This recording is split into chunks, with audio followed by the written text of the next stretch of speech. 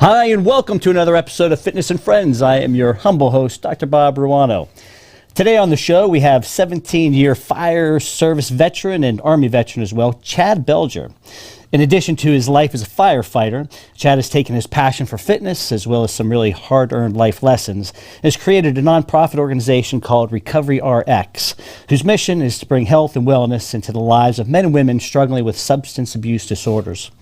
Here to share his heartfelt journey from a life of addiction and despair to one full of love, faith, and hope for a brighter future, not only for himself, but for those who are currently on the same path he went down.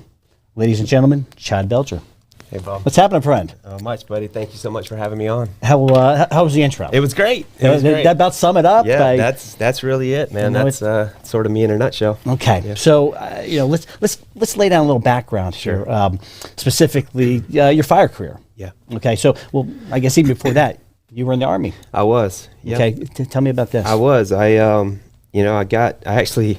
I joined the Army on my lunch break from my construction job when I was 18 years old because I hated construction. I hated doing what I was doing. I was not living a healthy or productive lifestyle, and I just wanted something different. Yeah. And my time in the Army was very formative for me. I got at least a glimpse at the type of man that I wanted to be, the way I wanted to live. But unfortunately, I couldn't overcome my demons that I drug with me there. It worked for a while, but ultimately I ended up getting out under not great terms. I did my term. I would have done more, but essentially it was like, they were ready to be done with me. Okay. So when my 4 years was up, that's what we mutually decided. Okay, so. And we'll get into that. Sure. That's probably part of this Absolutely. journey here. So then you get into fire service. I did, yeah. Again, I've always had a desire to be of service. I love working hard. I love being part of the solution. Mm-hmm. And the fire service was perfect for me. I just knew after I got out of the Army, had some ups and downs. I knew that I wanted to do something in public service. For whatever reason, I was led to the fireside. Yeah. I went to EMT school at night, worked landscaping job during the day, went to EMT school at night up in South Carolina. Got an opportunity to come to the fire college here. Got hired about 2 months out of fire college, and that was it. That's great. Yeah, that's been. And now along the way, was fitness always high on your priority list? So it was. I got a glimpse at how important it was when I was in the Army. Before then, no. Before then, that's almost force fed. That was force fed for sure. And I was always the slowest, always the worst at everything. And once I kind of got my health back on track, I decided that was never going to happen to me again. Yeah. Okay, so you 17 years in the fire service. That's right. And what are you doing with them now? You're a trainer at this point. Yes? I am. I run training for my shift. We have A shift, B shift, C shift. We run a 24/7 or 24/48. I'm the training chief for B shift. I also run calls, operating mostly as a safety officer on higher resource calls. Okay. I love it. I get to interface. What does that mean, higher resource calls? Bigger calls, okay. Big fires, big wrecks, technical rescue type stuff that requires a lot of resources that need managed. Got it. Are you out of Alachua County or are you in St. John? I am in Marion County. Marion, okay. Yep. Okay. And so in addition to that, part of your role now is, I think you mentioned to me, you're actually a trainer in sort of the Top Gun of fire schools, right? Yeah, I don't hate that. I don't hate that comparison. Well, Top Gun, I'm sorry, for anybody born after the 80s. Right. One of the greatest movies of all time. Arguably the best. That's it. Tom Cruise was cool, and so you're like kind of the what's that called? It's called a Florida smoke diver. Florida smoke diver, and this is sort of like the elite training for fire personnel. For firefighters, yeah.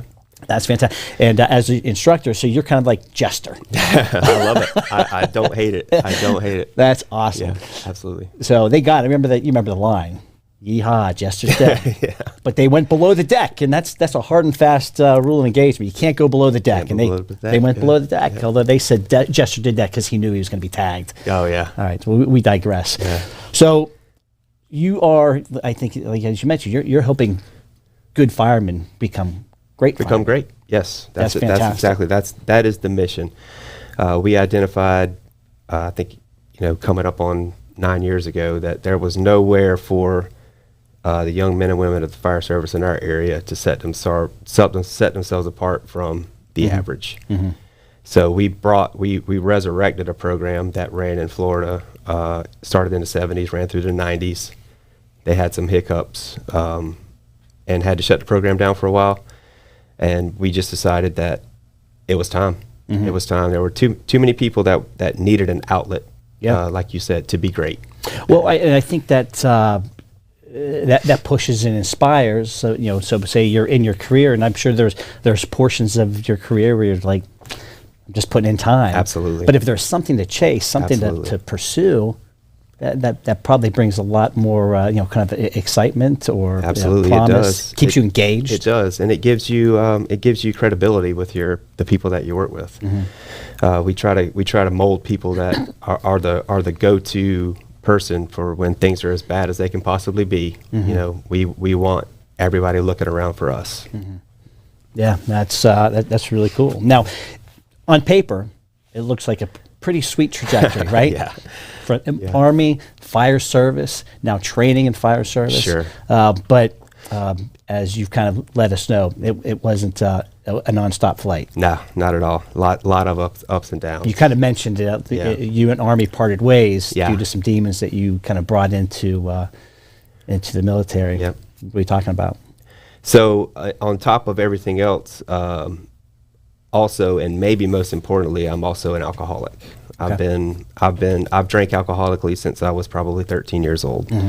I come from, family history, childhood trauma, all the things that lead people down that road. And yeah, it has not been a linear path for me whatsoever. I have had periods of peace and sobriety, relapsed. I played that game for 20 years, over 20 years. I mean, I could have made a career out of the military, but I couldn't control myself off duty. I almost had the same thing happen to me in the fire service. And the mission now is to keep other young people from making those same mistakes. They're going to make their own mistakes, but there's no need for them to make mine. Right. And that leads to Recovery RX. Right. And as I mentioned in the intro, this is, without that journey, there isn't a place created for people who are struggling. Sure.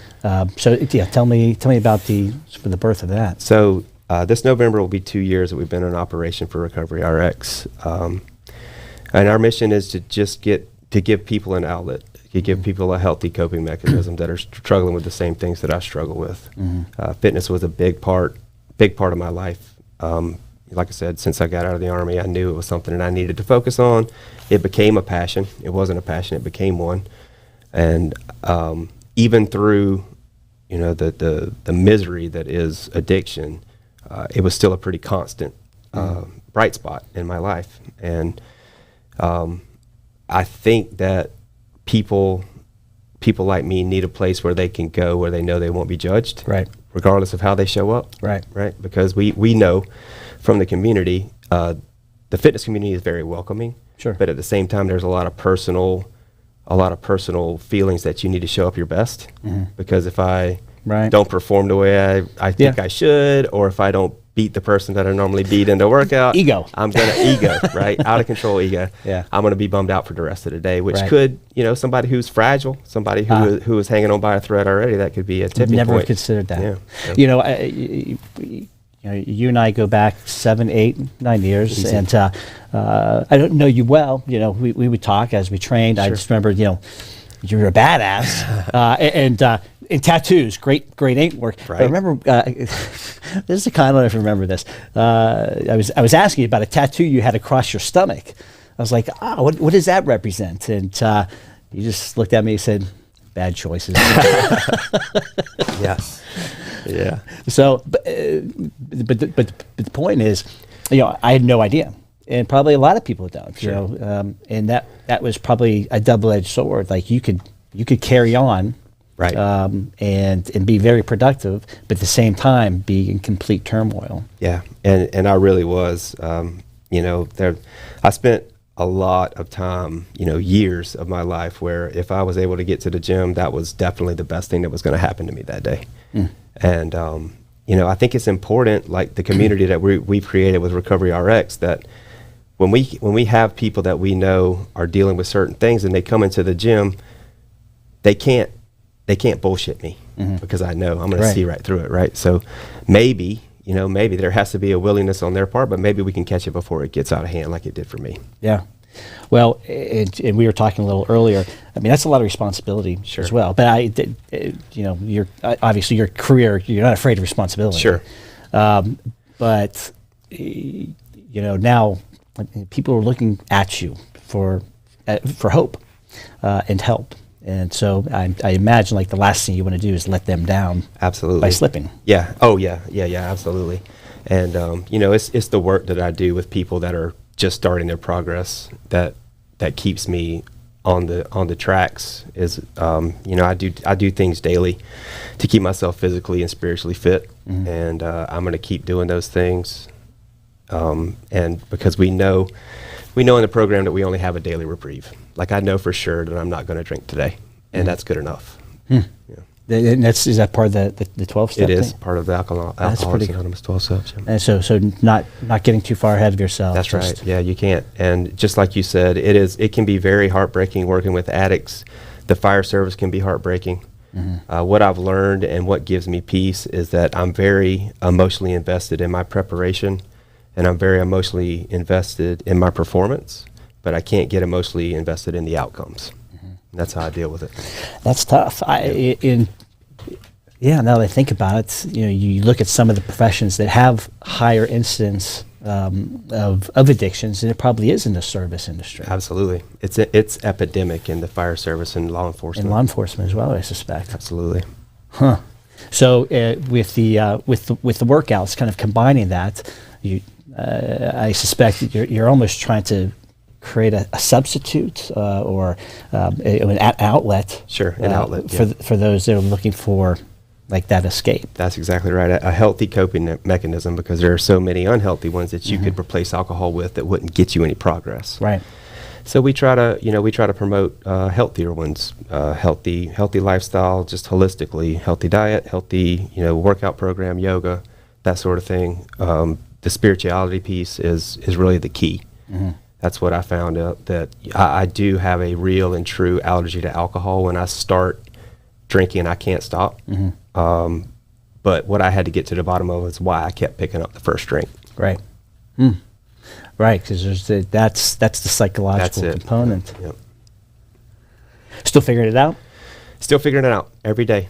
Every single day I improve a little bit in some way. I've still got a list of character defects as long as my arm. But like I said, I do things to keep myself spiritually fit every day. And, I just pray for wisdom and from relief from those things. Now, is that your faith? Is that something you've always had, or something that is just more recent that you found as a saving grace? Yeah. So I was raised in church, but it was, my parents are as good as people can possibly be. But the church I was raised in, you went to church to be seen at church, right? So that really turned me off to the whole mechanism. So I was out of faith for the majority of my life, and then I had a very powerful spiritual experience that kept me from taking my own life at the tail end of my last relapse, and that was what sort of precipitated me getting sober and me getting healthier. And even then, I wasn't smart enough to realize what was going on. It was still a process. My sponsor in the program had to teach me about a higher power, and I had to learn those things, and it was at least another year of sobriety before I realized what was going on, and that was God working in my life. You mind sharing what happened?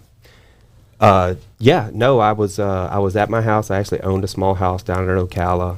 I had been out of work for a month. I drank from the time I got up in the morning until I passed out, and most nights I woke up in the middle of the night and had to drink because I was so sick and shaken. and having mild seizures and that sort of thing. Right before I went to the treatment the last time, I was still seeing you around, so you may remember, but I was down to like 160 pounds, which is small for me. I'm about 190 right now. Yeah. Excuse me. My gums were receding, my teeth were loose, my hair was falling out. You know, I barely have any hair anyway, so that was definitely not a good thing. And yeah, I had stockpiled some medication that I was prescribed, and I was just waiting. I was just waiting for the moment to do it, and I was there. And so you had it planned out. I had it planned out. That was the day. Back out plan. That was the day, Bob. Yeah, and God changed my heart, plain and simple. And I felt a peace that I hadn't felt in years, and I knew that there was hope. I knew there was hope. Yep. And a mutual friend. Yeah, a mutual friend of ours was still in my life. You know, then very, very active, trying to help. But like I said before, there has to be a willingness on the person's part, and I had no willingness to change. And when I finally had that experience, I don't remember how it went because it's all a blur, but ultimately, you know, she kept me safe for however long it took, got me into treatment, and that was what did it for me. Wow. Yeah. And you mentioned too, there's also a guy or someone that it was your sponsor. You said there was a man that was really influential to you as Absolutely. well. Absolutely. Sponsorship and mentorship is so key just in life in general, but especially in the program.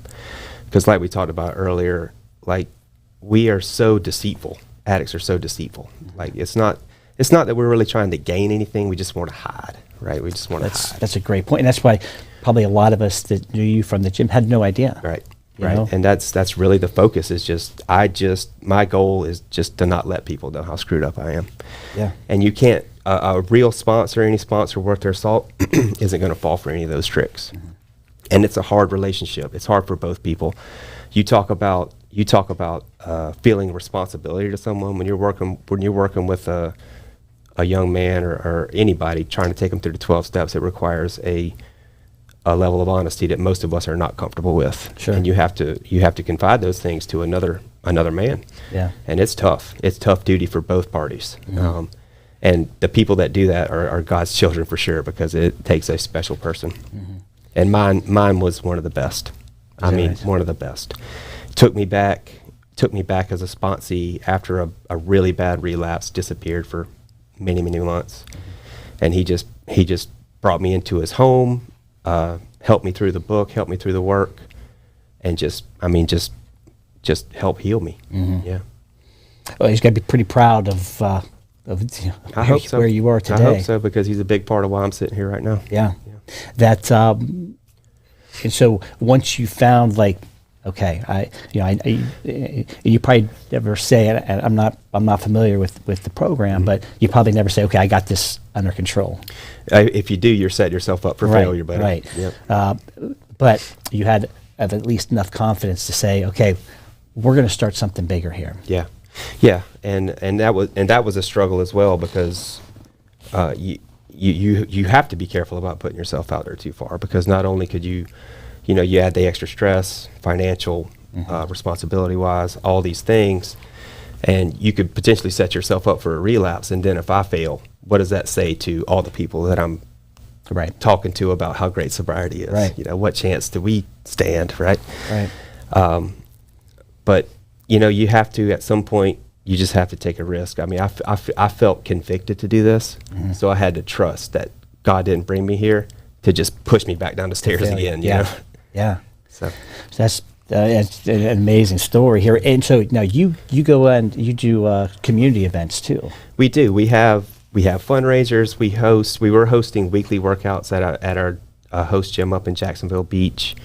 And we've had so many people that have helped us. People here, Adam and Des have hosted us. Yeah. Chris White has hosted us. We have our host gym in Jacksonville Beach. We've had places in St. Augustine, mm-hmm. Places in Ocala. My current employer hosted several Recovery RX workouts at their county gym even before I was employed there. Well, I know you had one last year at the Swamp. Did you not? Yeah, we sure did. Yeah. Yep. My friend Rochelle was running before we found a Gainesville home. She was just running stairs out there on Sundays, just trying to spread the word. and collect donations so that we could do our work. Yeah. And like I said, every dime that we have raised has been donations. I mean, we have not really, other than selling T-shirts, which were bought with donated money. Right. It's just been the grace of other people that have allowed us to do our work. And those funds are going towards helping those with treatment. So the key for me was transitional housing. So that's really our focus, is paying for sober living. So when you go to treatment, you're sort of in a safety bubble. Mm-hmm. And then after 28 days, when your insurance says we've paid enough, you should be good now, they kick you back out and you go home to your same troubles and your same, 28 days. 28 days. Where are they getting who's writing these best practices? I have no idea. But they should be fired. So anyway, so what we really try to hammer home is that sober living piece. That's transitional housing. You still go to work, still see your family, still live your life, but you have some accountability. You have to be home at X amount of time. You have to provide urinalysis and breathalyzers every so often to make sure that you're doing the right things. And we ultimately hope to have our own sober living space attached to our gym. Ah, that's a great vision. Yeah, just have a one-stop place. You come here, and we'll get you healed up. Mm-hmm. That's unbelievable. Well, how can folks kind of help out or participate or get involved? So we're on social media, both Facebook and Instagram. It's Recovery RX on Facebook, Recovery RX Corp on Instagram. You can also visit our website, which is myscarsormyarmor.org. Oh, I like that. Yeah, and you can donate through our secure giving link on that website. You can purchase a T-shirt. 100% of those proceeds go to the cause. Or you can purchase GoRuck equipment through the link on our website, and 8% of that sale goes to Recovery RX. Oh, yeah, GoRuck. I remember you used to do a lot of those. They were very kind. I kind of just fell into that, sort of a right place, right time thing, and I formed some relationships there. They know that I'm always down to go roll around in the mud and throw some sandbags around or whatever. So, and then they were just kind enough. I kind of floated the idea out about making Recovery RX an affiliate, and they were kind enough to do it for us. I mean, they don't stand to gain anything from it, but essentially just had the grace to allow us to participate in that program.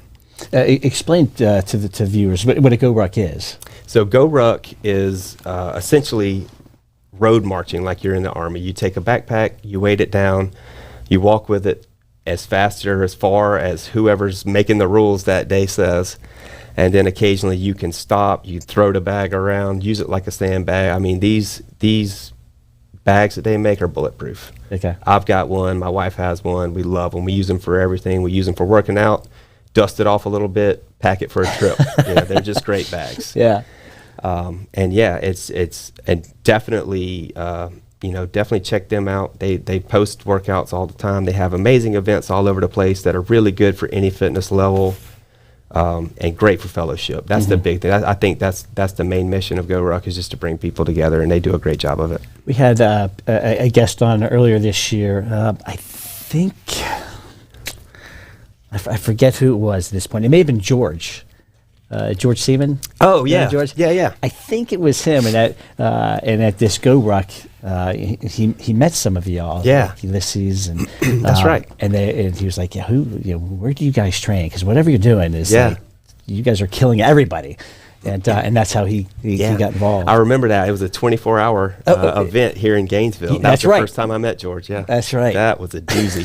That was a doozy. The 24-hour. Yeah, 24 hours. They let you sleep at all, or no? No. We took a break for like 15 minutes at the 12-hour mark. No kidding. Yeah, that was great.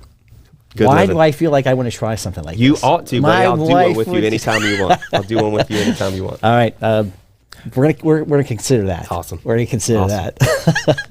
So now you doing all the training and the coaching at the gym? So yes, I am currently programming until I can find somebody smarter that wants to do it for me. Hey, CompTrain is offering free gym programming. Is that right? I'll have to look into that. That's charge. Really awesome. Yeah. But yeah, I'm doing it all. I have held multiple personal trainer certificates over the last 10 years. I don't currently, but I think I have enough experiential knowledge. Yeah. I've been training brand new firefighters for over 15 years. I've done my own stuff. I would love to see these 20-nothings come in and they get a look at their instructor and be like, shit. I think I do a good job of still keeping up with the young I bet guys. you do. Yeah. I bet you do. Something else new in your life. Got married last year. I did. Yeah, we got married. Congratulations. This again, just a blessing that I would have never seen coming, and it was such a relief when Meredith and I started dating to be able to just be open and honest with her, because number one, she didn't seem like the kind of person that would judge me whether she chose to be with me or not, and I was no longer ashamed. And that was huge for me. Powerful. Huge for me. And so we had a little backyard ceremony with a notary friend of ours a year ago, August 21st, because of COVID. Yeah. And then August 21st this year, we finally got to have our party with our friends. That's awesome. It was amazing. And again, something that you probably don't come across if not for the fact that you've. Yeah. Anything that we've talked about up to, 5 years ago is nothing. I'm a dead man. Yeah. Dead man. Whether literally or metaphorically, I'm just dead. Fantastic. Well, I tell you, obviously in your job, you're saving lives every day, but it sounds like you can have just as much, if not a bigger effect on lives outside of work and inside that job. I agree with that 100%. I tell people sometimes that I used to think I was tough because of the work we did, but when I started working with addicts is when I realized that I was not tough at all, because it's rough. Yeah. But it's worth it. Both are worth it, but it is tough work. The two questions I usually end the show with are, one is if you've faced a significant challenge where you thought that you couldn't get through, and and I think you've covered that. Okay. I think your story is really the epitome of why this show even exists. So we'll get to the more pointed ones. All right. If you could pick one exercise to do for the rest of your life, and only one exercise, all right, what would it be? Sandbag carries as heavy as possible. Just Rip it off grinding the ground and go for it. Yep. I love it, man. Yes, Mary. Well, Chad, thank you very much for joining us thank today. you so much, Bob. I just thoroughly impressed, and like I said, had no idea of that cross you were bearing all those years, and it's great to see this change, and knowing people like you that are out there like into it just for the sake of others. Sure. So Thanks, again, brother. Thank you so much. And thank you for joining us today. Sorry you had my back all day, but if you want to get involved with Recovery RX, Chad told you where you can get a hold of them. Maybe you can jump in on some of their events, their community events they have. But check out the website and anything you can do to help. And if you happen to be someone who is dealing with or struggling with some sort of addiction, know that there is help out there. You've got this big, strong guy right here. If he can check his ego and expose himself to everyone and to get himself better, so can you. So hope you guys have a great day. See you next week. Nice, man.